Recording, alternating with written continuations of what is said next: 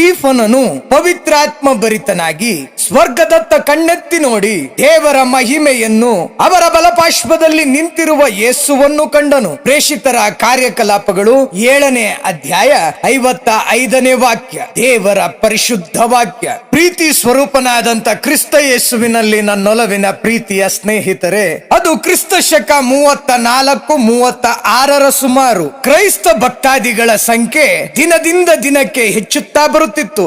ಆರಂಭಿಕ ಕ್ರೈಸ್ತ ಸಭೆಯಲ್ಲಿ ಗ್ರೀಕ್ ಭಾಷೆ ಮಾತನಾಡುವ ಯಹೂದಿಗಳು ಮತ್ತು ಇಬ್ರಿಯ ಭಾಷೆ ಮಾತನಾಡುವ ಯಹೂದಿಗಳ ನಡುವೆ ಭೇದ ಭಾವದ ದೂರುಗಳು ಹೆಚ್ಚಾಗತೊಡಗಿದವು.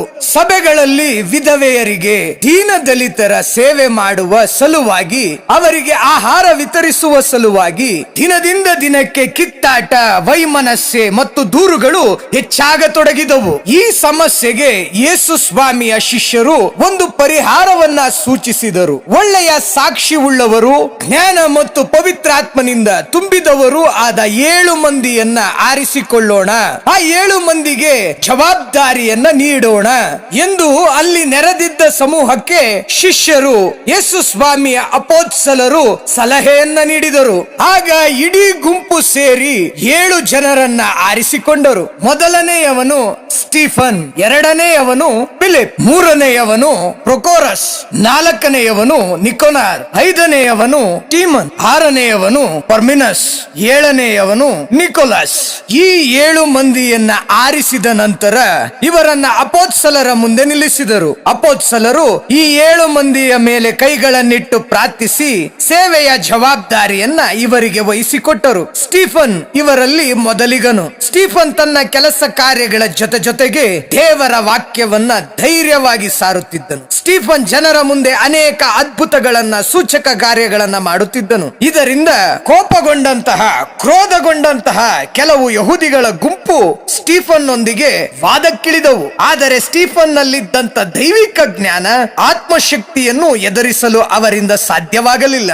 ಅವರನ್ನ ಸೋಲಿಸಲು ಸಾಧ್ಯವಾಗದಿದ್ದಾಗ ಅವರು ಸುಳ್ಳು ಸಾಕ್ಷಿಗಳನ್ನ ಸೃಷ್ಟಿಸಿ ಅವನನ್ನ ಮೋಶೆಯ ಧರ್ಮಶಾಸ್ತ್ರದ ವಿರುದ್ಧ ಮತ್ತು ದೇವರ ವಿರುದ್ಧ ದೂಷಣೆ ಮಾಡುತ್ತಿದ್ದಾನೆ ಎಂದು ಆರೋಪ ಹೊರಿಸಿ ಯಹೂದಿಗಳ ಸರ್ವೋಚ್ಚ ನ್ಯಾಯಾಲಯವಾದಂತಹ ಸನ್ಹೆಡ್ರಿನ್ ಎಂದು ಕರೆಯಲಾಗುವಂತಹ ಯಹೂದಿ ನ್ಯಾಯಾಲಯದ ಮುಂದೆ ಸ್ಟೀಫನನನ್ನ ಕರೆತರಲಾಯಿತು. ವಿಚಾರಣೆಯ ಸಮಯದಲ್ಲಿ ಸ್ಟೀಫನಿನ ಮುಖವು ದೇವದೂತನ ಮುಖದಂತೆ ಪ್ರಕಾಶಿಸಿ ಪ್ರಜ್ವಲಿಸುತ್ತಿತ್ತು. ಸ್ಟೀಫನ್ ವಿಚಾರಣೆಯಲ್ಲಿ ಅಬ್ರಹಾಮನಿಂದ ಹಿಡಿದು ಯೇಸು ಸ್ವಾಮಿಯವರೆವಿಗೂ ಇತಿಹಾಸವನ್ನ ವಿವರಿಸಿದನು. ಅವರು ಹೇಗೆ ಪ್ರವಾದಿಗಳನ್ನ ಹಿಂಸಿಸಿದರು, ನೀತಿವಂತರಾದಂತ ಯೇಸು ಕ್ರಿಸ್ತರನ್ನ ಹೇಗೆ ಕೊಂದರು ಎಂದು ನೇರವಾಗಿ ಆ ಯಹೂದಿಗಳನ್ನ ಖಂಡಿಸಿದನು.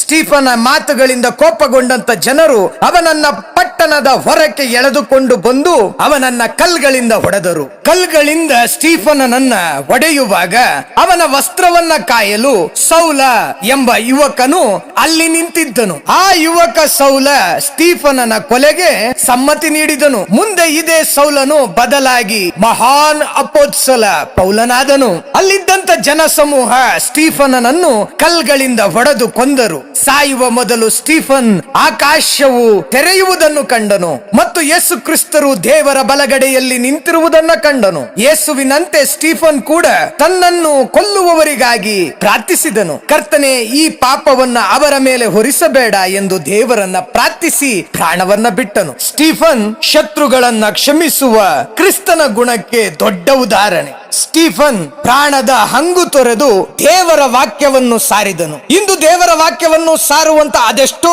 ಜನರಿಗೆ ಸ್ಟೀಫನ್ ದೊಡ್ಡ ಸ್ಫೂರ್ತಿ. ಪ್ರಿಯ ಸ್ನೇಹಿತರೆ, ಪ್ರಾರ್ಥಿಸೋಣವೇ. ಕರ್ತನೆ, ಸ್ಟೀಫನ್ಗೆ ಇದ್ದಂತೆ ನಮಗೂ ನಿಮ್ಮ ಮೇಲೆ ಸಂಪೂರ್ಣ ಭರವಸೆ ಇಡುವ ಹೃದಯವನ್ನ ನಮಗೆ ದಯಪಾಲಿಸಿರಿ. ಈ ಲೋಕದಲ್ಲಿ ಧೈರ್ಯವಾಗಿ ನಿಮ್ಮ ವಾಕ್ಯವನ್ನ ಸಾರಲು ಶಕ್ತಿ ನೀಡಿರಿ. ಈ ಲೋಕದಲ್ಲಿ ಸತ್ಯದ ಪರ ಧೈರ್ಯವಾಗಿ ನಿಂತು ಮಾತನಾಡಲು ಶಕ್ತಿ ನೀಡಿರಿ. ಲೋಕವು ನಮ್ಮನ್ನ ವಿರೋಧಿಸಿದಾಗ, ಸಂಕಟಗಳು ಎದುರಾದಾಗ ನಮ್ಮ ಕಣ್ಗಳು ಮನುಷ್ಯರ ಕಡೆಗೆ ನೋಡದೆ ನಿಮ್ಮ ಮಹಿಮೆಯ ಕಡೆಗೆ ನೋಡುವಂತೆ ಮಾಡಿರಿ ಸ್ವಾಮಿ. ವಿಶೇಷವಾಗಿ ಅವರ ಪಾಪಗಳನ್ನು ಅವರ ಮೇಲೆ ಹೊರಿಸಬೇಡಿ ಎಂದು ಪ್ರಾರ್ಥಿಸಿದ ಸ್ಟೀಫನ್ ಅಂತೆ ನಮಗೆ ನೋವುಂಟು ಮಾಡುವವರನ್ನ, ನಮ್ಮನ್ನ ದ್ವೇಷಿಸುವವರನ್ನ ಪೂರ್ಣ ಹೃದಯದಿಂದ ಕ್ಷಮಿಸುವ ಶಕ್ತಿಯನ್ನು, ಮನಸ್ಸನ್ನು ನಮಗೆ ನೀಡಿರಿ ಕರ್ತನೆ. ಮರಣದ ಭಯವಿಲ್ಲದೆ ಧೈರ್ಯವಾಗಿ ನಿಮ್ಮ ವಾಕ್ಯಕ್ಕೆ ಸಾಕ್ಷಿ ಹೇಳುವಂತಹ ಕೃಪಾಶೀರ್ವಾದವನ್ನ ದಯಪಾಲಿಸು ಕರ್ತನೆ. ನಮ್ಮ ಅಂತ್ಯದವರೆವಿಗೂ ನಿಮ್ಮ ನಂಬಿಗಸ್ತ ಸೇವಕರಾಗುವಂತೆ ನಮ್ಮನ್ನ ಅರಸು, ಆಶೀರ್ವದಿಸು ಯೇಸುವೆ ಎಂದು ಜೀವೋದ್ಧಾರವನ್ನ ಈಯುವಂತ ಯೇಸುವಿನ ಅತಿ ಪರಿಶುದ್ಧ, ಉನ್ನತ, ಮಹೋನ್ನತ ನಾಮದಲ್ಲಿ ನಿತ್ಯಕ್ಕೂ ಪ್ರಾರ್ಥಿಸುತ್ತಿದ್ದೇವೆ. ಜೈ ಯೇಸು ಕ್ರಿಸ್ತ. ಆಮೆನ್.